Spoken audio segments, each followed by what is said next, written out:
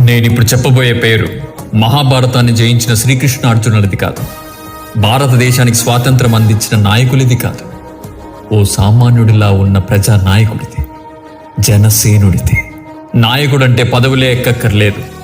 ఎదుటివాడి గుండెల్లో భయాన్ని చంపి ధైర్యాన్ని నింపి నేనున్నాననే భరోసా ఇస్తే చాలు, ప్రజల గుండెల్లో గుద్దుతారు ఓట్లు. ఆ నాయకుడి పేరే కొనిదెల పవన్ కళ్యాణ్.